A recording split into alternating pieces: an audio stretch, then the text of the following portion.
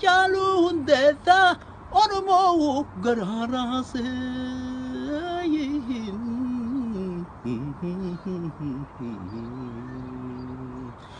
Oromoo diinni koodee gargarii faffacaasee mataa walit dachaasee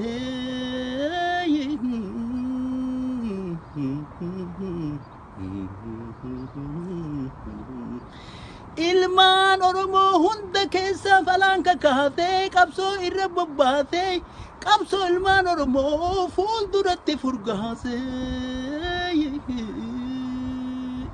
du'a artistii kanaa miidiyaan bebbeekamoon Rooyitarsii fi BBC'n Aljaziiraan addunyaadhaaf gabaase.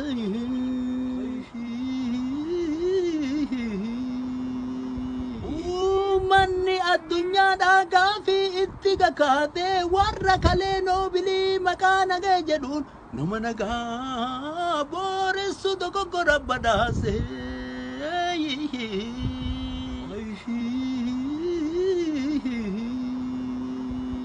Biyyoo san dhageenyaan ija lamaan babaatee hulaan kadhaa cufamte qabsoo itti finiinsaa fincaan ofirra yaase.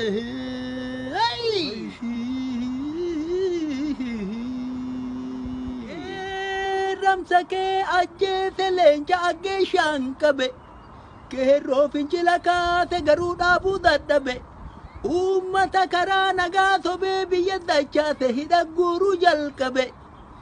Reenjeritti deebi'ee foddaa TV isaati gadi ba'ee dhaadata akka waan lola irra loltuu booji'ee qabe.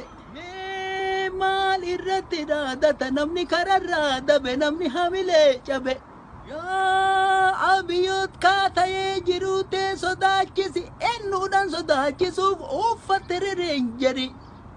Qabsoon ol baate seetaa dhiiga qeerroof qarreettu aangootti ol si baase. Qabsoo qeerroof qarreettu aangorraa gassi buusa tana ofitti himi jala tararii barisitti fakkaattee tarii. Harkaan uummata kaate jiruuf jireenya kan kee keessa galchite gaafi carraa sadiin qabda sadiin keessaa filadhu. Yookaan akka Mangistuu yookaan akka Sadaamii yookaan akka Gaddaafii.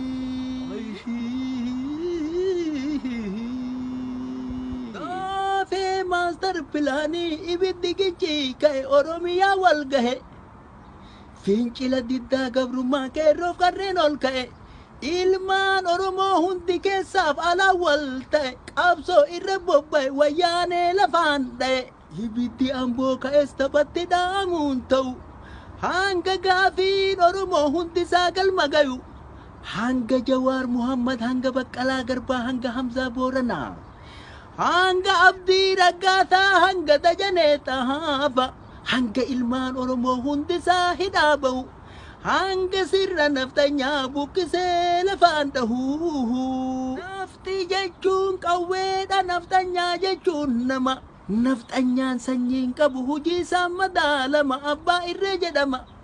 Qabsoo qeerroof qarreettiin naftanyaan ni dhabama. Warri har'a nu hidhu warri har'a nu qabu borin nu hin qabama. Qabsoo jabaadhaa jama duubatti nun deebisu hidhaaf ajjechaaf tumaan qabsoo finiinsa dhama. Waan nama ajaa'ibu hujii naftanyaa lahaala ufumaanu ajjeese ufumaanu awwaala dabanurra dalage deebisee nurra faala. Qeerroof qarree ajjeese hinjifannoo isaa haala akka ufii godhee dhaala humna qawwee abda.